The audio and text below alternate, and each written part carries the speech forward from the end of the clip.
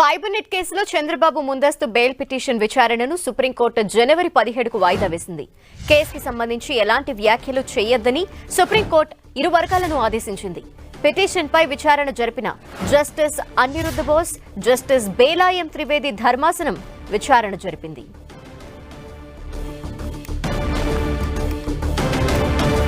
Fibre net కేసులో చంద్రబాబు ముందస్తు bail petition విచారణని supreme court జనవరి 17కి వాయిదా వేస్తున్నట్టు తెలుస్తోంది. కేసుకి సంబంధించి ఎటువంటి వ్యాఖ్యలు చేయొద్దు అని సుప్రీంకోర్టు ఇరు వర్గాల్ని కూడా ఆదేశించింది. పిటిషన్పై విచారణ జరిపిన జస్టిస్ అనిరుద్ధ బోస్, జస్టిస్ బేలాయం త్రివేది ధర్మాసనం ఈ విచారణ జరిపినట్టు తెలుస్తోంది.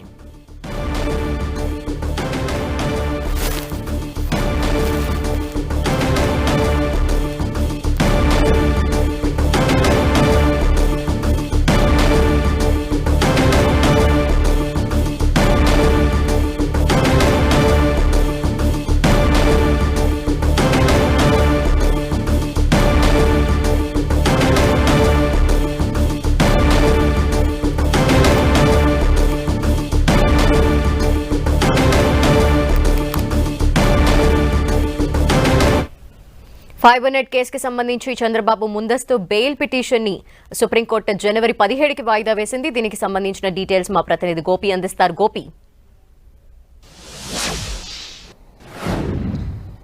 ఏపీ ఫైబర్ నెట్ కేసుకు సంబంధించి చంద్రబాబు దాఖలు చేసిన ముందస్తు బెయిల్ పిటిషన్ సుప్రీంకోర్టులో మరోసారి వాయిదా పడడం జరిగింది. జనవరి 17వ తేదీకి వచ్చే ఏడాది జనవరి 17వ తేదీకి ఈ కేసు విచారణను సుప్రీంకోర్టు వాయిదా వేయడం జరిగింది. జస్టిస్ అనిరుద్ధ బోస్, జస్టిస్ బేలాయం త్రివేది ధర్మాసనం ఈ కేసు విచారణని వాయిదా వేయడం జరిగింది. ఎందుకంటే ఇప్పటికే స్కిల్ కేసులో క్వాష్ పిటిషన్ కు సంబంధించిన తీర్పు రావాల్సి ఉంది. అది వింటర్ వెకేషన్ తర్వాత వెలువరిస్తామని చెప్పి సుప్రీంకోర్టు స్పష్టం చేయడం జరిగింది. అందులో భాగంగా ఇప్పటి వరకు ఏదైతే హైకోర్టు జారీ చేసిన స్కిల్ కేసులో రెగ్యులర్ బెయిల్ కి సంబంధించిన పిటిషన్, అలాగే ఇప్పుడు ఈ ఫైబర్ నెట్ కి సంబంధించి ముందస్తు బెయిల్ పిటిషన్, ఈ రెండు కూడా వాయిదా పడుతూ వస్తున్న పరిస్థితి ఉంది.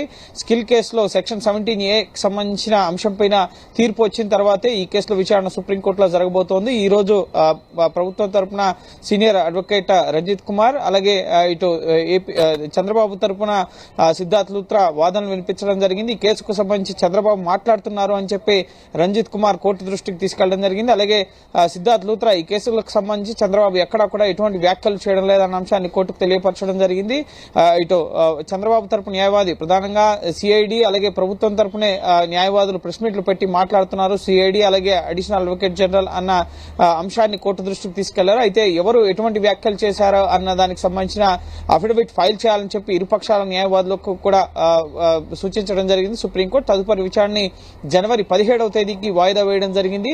ప్రధానంగా ఫైబర్ నెట్ కేసులో కాంట్రాక్టులు అప్పగించడంలో, టెండర్ల విషయంలో అవకతవకలు జరిగాయి, దీంట్లో ప్రజాధనం దుర్వినియోగమైంది అన్న అంశానికి సంబంధించి కేసులు నమోదు చేసిన పరిస్థితి. దీంట్లో చంద్రబాబు కూడా నిందితుడిగా ఏపీసీఐడి చేర్చిన పరిస్థితి ఉంది. అందులో భాగంగానే ఈ కేసుకు సంబంధించి ముందస్తు ముఖ్యంగా బెయిల్ కి సంబంధించి ఆ కేసులో అరెస్ట్ చేయకుండా ఇప్పటికే స్కిల్ కేసులో అరెస్ట్ అయి ఉన్నారు. సో ఇటు ఏపీ ఫైబర్ నెట్ కేసులో కూడా అరెస్ట్ కాకుండా ఉండేందుకు ఈ ముందస్తు బెయిల్ పిటిషన్ ని దాఖలు చేసుకున్న పరిస్థితి ఉంది. హైకోర్టు తిరస్కరించడంతో సుప్రీంకోర్టుని చంద్రబాబు ఆశ్రయించారు. అలాగే గతంలో ఏవైతే కోర్టు ఉత్తర్వులు ఇవ్వడం జరిగిందో, ఈ కేసు సుప్రీంకోర్టులో విచారణ జరిగేంత వరకు కూడా ఎటువంటి అరెస్టులు చేయొద్దు అని చెప్పి ఏవైతే ఆదేశాలు ఇవ్వడం జరిగిందో హైకోర్టు, ఆ ఆదేశాలు కంటిన్యూస్ గా ఉంటాయి.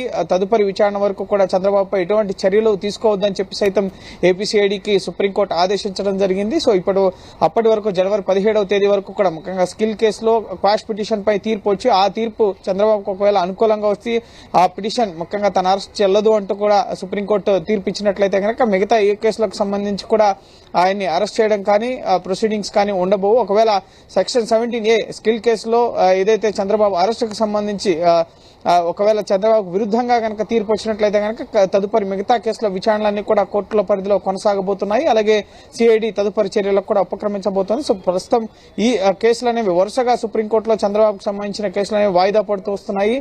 స్కిల్ డెవలప్మెంట్ కేసులో సెక్షన్ 17A సంబంధించిన అంశం పైన అక్టోబర్ 17వ తేదీన సుప్రీంకోర్టు తీర్పును రిజర్వ్ చేయడం జరిగింది. ఆ తర్వాత దసరా సెలవులు, ఆ తర్వాత దీపావళి సెలవులు, ఇప్పుడు వింటర్ వెకేషన్ కూడా వచ్చింది. కానీ ఇంకా తీర్పు అనేది మాత్రం దానికి సంబంధించి వెలువరం కాలేదు. అది కొన్ని కీలక అంశాలకు సంబంధించి ముడిపడి ఉన్న అంశం కాబట్టి సెక్షన్ 17A అవినీతి నిరోధక చట్టం 1988 సెక్షన్ 17A అనేది ఈ చంద్రబాబు తీసుకున్న నిర్ణయాలకు సంబంధించి అది అమెండ్ అయిన తేదీకి తర్వాత ముఖ్యంగా చంద్రబాబు పరిపాలనలో జరిగిన అవకతవకలకు సంబంధించి ఆ సెక్షన్ చంద్రబాబుకు వర్తిస్తుందా లేదా, ప్రధానంగా సెక్షన్ 17A అనేది గవర్నర్ అనుమతి తీసుకుని అరెస్ట్ చేయాలి అని చెప్పి ఉంది. కానీ ఏపీసీఐడి గవర్నర్ అనుమతి తీసుకోకుండానే చంద్రబాబును అరెస్ట్ చేశారు. సో ఈ అరెస్ట్ చెల్లదంటూ కూడా ఆ కేసులో చంద్రబాబు క్వాష్ పిటిషన్ సుప్రీంకోర్టులో ఫైల్ చేశారు. సో ఆ పిటిషన్ సంబంధించిన తీర్పు అక్టోబర్ 17వ తేదీన రిజర్వ్ చేసినప్పటికీ ఇంకా వెలువర కాలేదు. సో అందులో భాగంగానే ఇప్పుడు ఈ ఫైబర్ నెట్ కేసుకు సంబంధించి అలాగే స్కిల్ డెవలప్మెంట్ కేసులో బెయిల్ రద్దుకు సంబంధించి సిఐడి దాఖలు చేసిన పిటిషన్ కానీ ఇప్పుడు చంద్రబాబు ముందస్తు బెయిల్ పిటిషన్ కానీ వరుసగా వాయిదా పడుతూ వస్తున్నాయి. సో నెక్స్ట్ జనవరి 17వ తేదీనే ఈ కేసు విచారణని లిస్ట్ చేయడం జరిగింది. సో ఆలోపు సెక్షన్ 70A సంబంధించిన తీర్పు వస్తుందా, అందులో చంద్రబాబు కోరట్ లభిస్తుందా అనేది మనం వేచి చూడాలి. అయితే గోపి ఎటువంటి వ్యాఖ్యలు కూడా బయట చేయొద్దంటూ కూడా ఇరువురికి కూడా సూచించింది సుప్రీంకోర్టు అని తెలుస్తోంది. ఇంకా ఎటువంటి ఆదేశాలు ఇచ్చింది?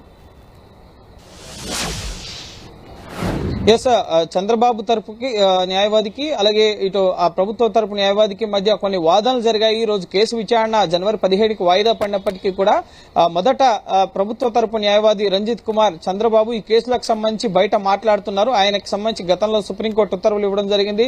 చంద్రబాబు బహిరంగ సభల్లో పాల్గొనొచ్చు, యథావిధిగా ఆయన రాజకీయ కార్యకలాపాలు నిర్వహించుకోవచ్చు అని చెప్పి గతంలో ఉత్తర్వులు ఇవ్వడం జరిగింది. అయితే కేసులకు సంబంధించి ఎక్కడా మాట్లాడవద్దు, ఫైబర్ నెట్ కేసుకు సంబంధించి కానీ స్కిల్ డెవలప్మెంట్ కేసు కానీ ఈ అరెస్టుల గురించి కానీ ప్రభుత్వ వైఖరి గురించి కానీ ఎక్కడా మాట్లాడొద్దు అని చెప్పి గతంలో సూచించడం జరిగింది. అయితే ప్రభుత్వం తరపు న్యాయవాది రంజిత్ కుమార్ ఈ కేసుల గురించి కూడా చంద్రబాబు మాట్లాడుతున్నారు అన్న అంశాన్ని కోర్టు దృష్టికి తీసుకెళ్లడం జరిగింది. అయితే దానికి కౌంటర్ గా ఇటు సిద్ధార్థ్ లూత్రా చంద్రబాబు తరపు న్యాయవాది కూడా లేదు, సిఐడి తరపున additional advocate general Pranavala Sudhakar Reddy కానీ అలాగే సిఐడి అధికారులు ప్రెస్ మీట్లు పెట్టి మాట్లాడుతున్నారు అని చెప్పి కోర్టు దృష్టికి తీసుకెళ్లారు. అయితే వాటికి సంబంధించిన రికార్డ్స్ ప్రధానంగా ఇరుపక్షాల న్యాయవాదులకు కూడా ఎవరు ఏం మాట్లాడారు అన్నది అఫిడవిట్ రూపంలో సుప్రీంకోర్టులో అని చెప్పి సూచించడం జరిగింది. ఈ రికార్డులను పరిశీలించిన తర్వాత ఒకవేళ నిబంధనలు ఉల్లంఘించారు, ఎవరు మాట్లాడుతున్నారు అన్న అంశాన్ని సుప్రీంకోర్టు పరిశీలించి తదుపరి ఉత్తర్వులు ఇవ్వడం జరుగుతుంది. సో ఈ రోజు ఎటువంటి వ్యాఖ్యలు చేయొద్దని చెప్పి మరోసారి ఇరుపక్షాలకి కూడా సుప్రీంకోర్టు సూచించడం జరిగింది. తదుపరి విచారణ వచ్చేంత వరకు కూడా ఈ కేసులకు సంబంధించి ఎక్కడ బహిరంగంగా మాట్లాడొద్దు అని చెప్పి ఇటు చంద్రబాబుకి అలాగే ఏపీసీఐడి తరపు న్యాయవాదులకు కూడా ప్రధానంగా సూచించడం జరిగింది. సో ఆ ఉత్తర్వులు ఆలోపు అలాగే ఈ కేసులకు సంబంధించిన విచారణ పైన యథావిధిగా ప్రస్తుతం స్టాటస్ కో అనేది కొనసాగుతోంది. అప్పటి వరకు చంద్రబాబుని అరెస్ట్ చేయడం కానీ ఫైబర్ నెట్ కేసులో ఆయనపై చర్యలు తీసుకోవడం కానీ ఏవి కూడా ఉండవు. సుప్రీంకోర్టులో ఈ కేసుకు సంబంధించిన విచారణ జరిగిన తరువాతనే తదుపరి చర్యలకు సిఐడి ఉపక్రమించాల్సి ఉంటుంది. సో ఇరుపక్షాలకైతే ఈ రోజు ఈ కేసులకు సంబంధించి మాత్రం ఎటువంటి వ్యాఖ్యలు బహిరంగంగా చేయొద్దు, రాజకీయ సభల్లో కానీ బయట కానీ ఎక్కడ కూడా మాట్లాడొద్దని అయితే సూచించడం జరిగింది. థాంక్యూ గోపి.